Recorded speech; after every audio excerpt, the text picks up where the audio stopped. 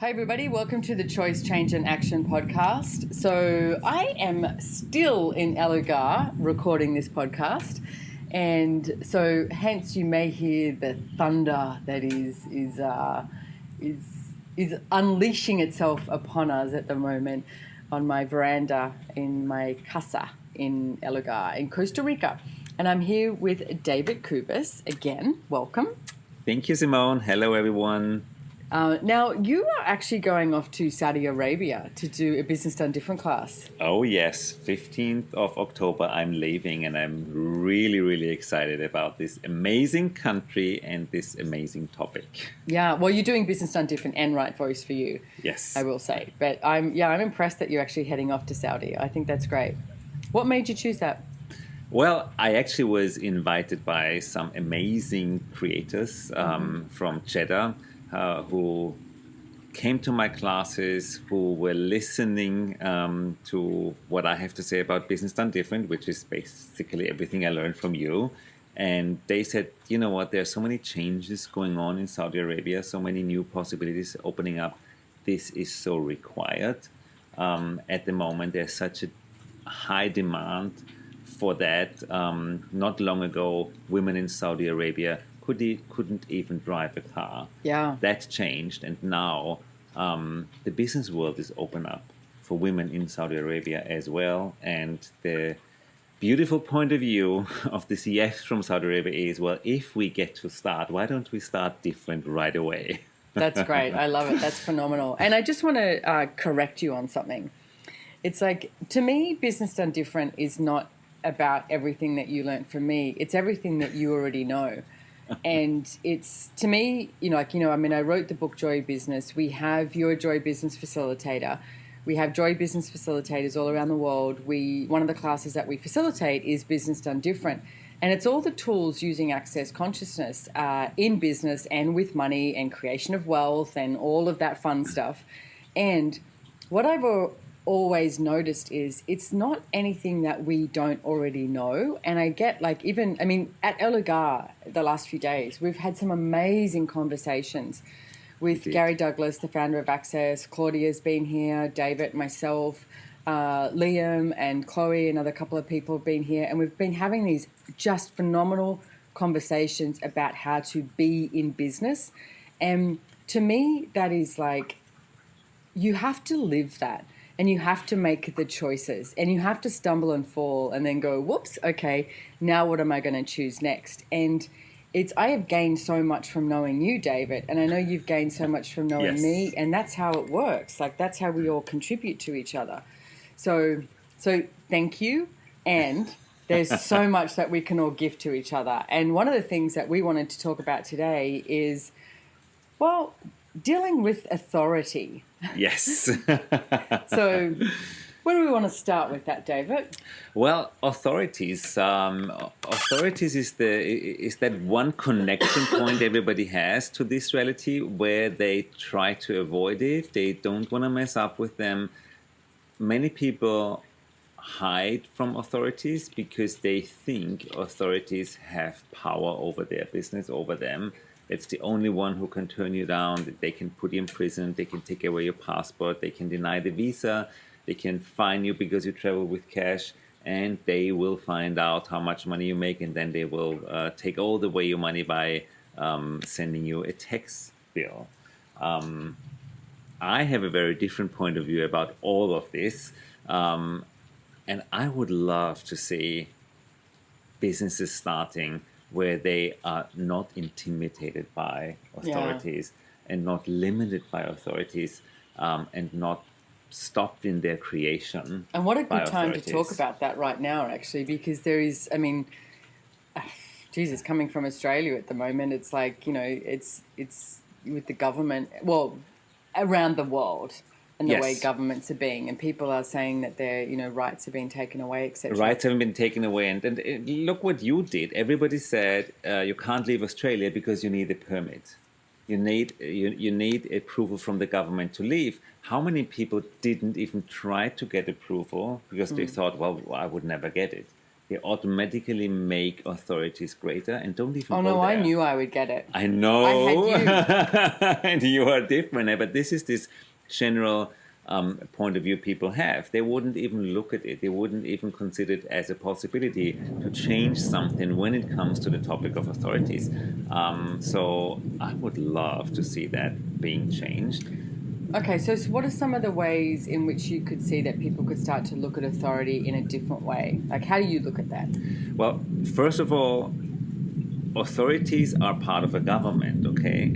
And government is funded through taxes. So everybody who works for an authority is paid through my taxes. They basically work for me, okay? They are there to make my life easier. And everybody knows the only income stream of a government is taxes.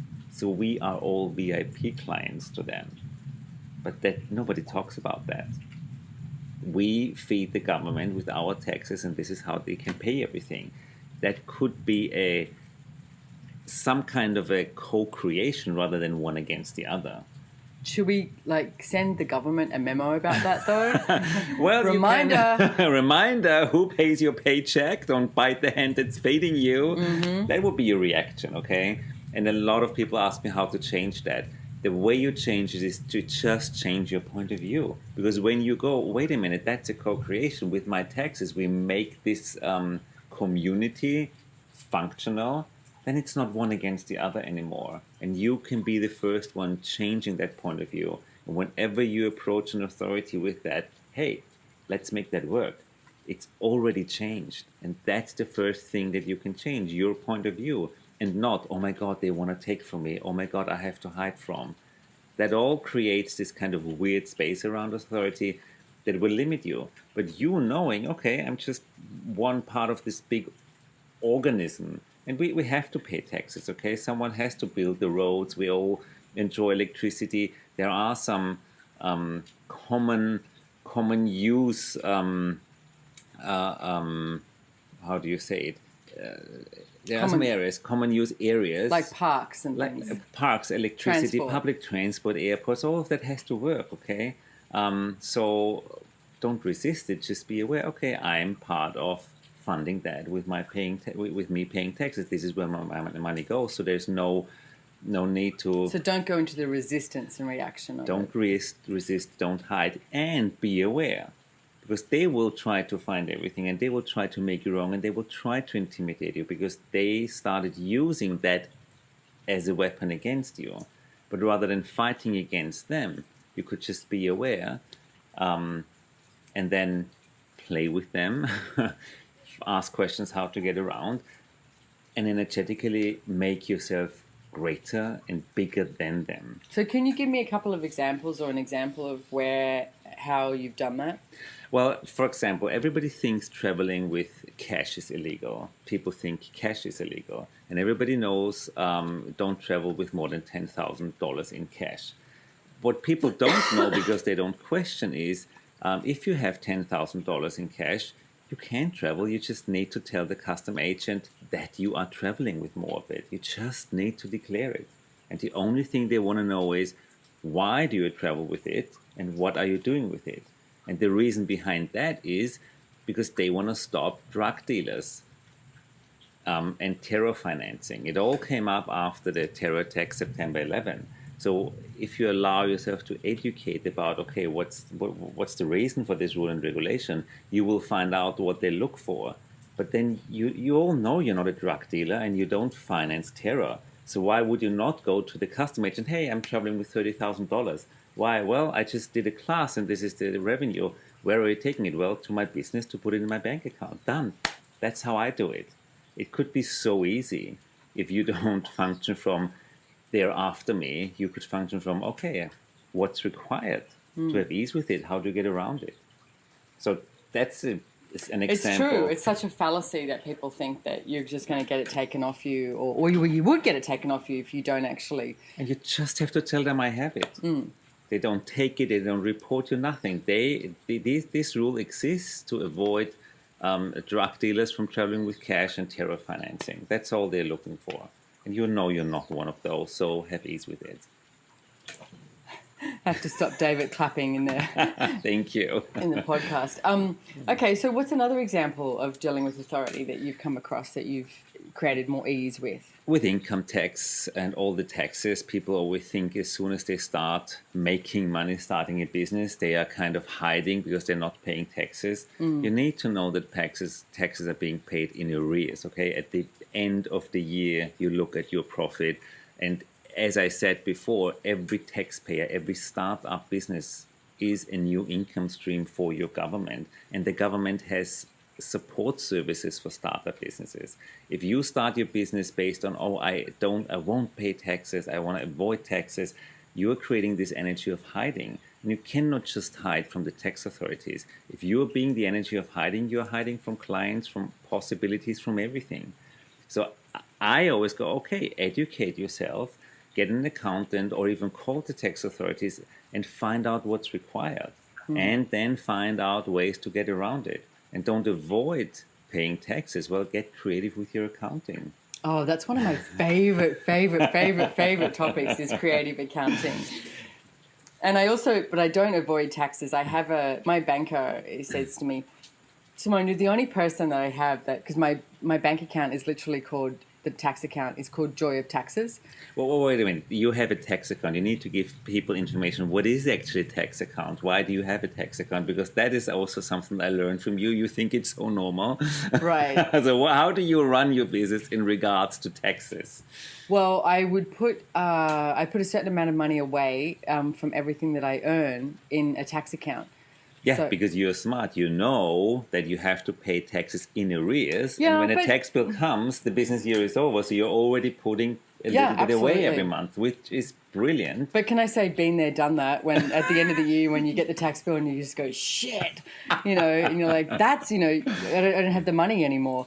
And so that's what I did. I taught myself that, to put away money in an honouring account, that's for me, and also money for tax, that is for Joy of Taxes. And now I never, ever have a lack of money to pay taxes. Yes, and this is why you're not avoiding taxes, because you know it's already there. And when the tax bill comes, you just go to that account, pay it, and done. So you're not have this fear of tax invoice anymore. No. I know it's April when they sent that out and everybody's like, oh my God.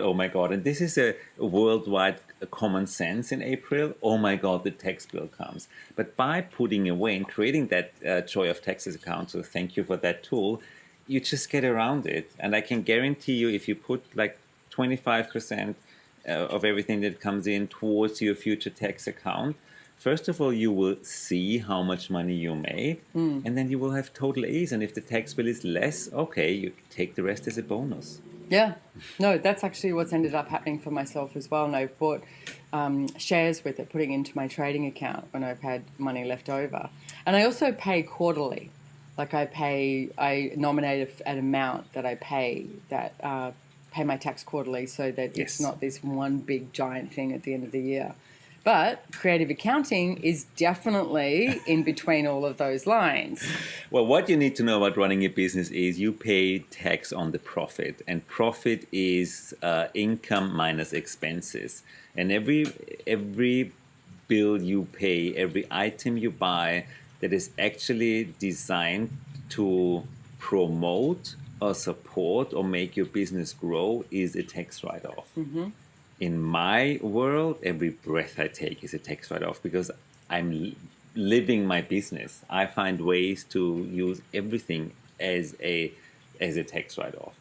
And I educate myself. What are the new rules and regulations? Because this is how governments kind of give people, they know that the more you spend, the less you pay taxes. For them, it doesn't matter because the money you pay on the item you buy goes into the economy again and supports other businesses. So by doing that, you're not doing something wrong. Creative accounting is supported by tax authorities. It just diverts the money flow. Instead of paying it to the government, you pay to other businesses. And that creates working spaces, that creates another business that makes more money and pays taxes. It's a very complex organism that's supported.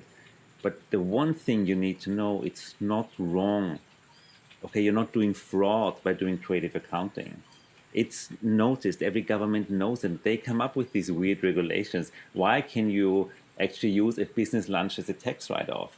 Because everybody who runs a business and sits in an office goes out for lunch. All the restaurants, how many people do they employ? So it's feeding into each other. It's not about you doing something wrong, they taking from you. So don't hide from the authorities. Play the game. They started it. They gave you the possibilities. So it's fun to do that. Yeah, and I'm going to say every taxation system that I've ever come across is created for people who have companies and who are business people and who are looking to expand everything. Like it's like that's why they're set up. That's what I set up. It's actually something you have to be creative. Okay, they won't tell you to do it. It has to be your choice. It has to be you have to take the action to go. Okay, how can I use this as a tax write-off?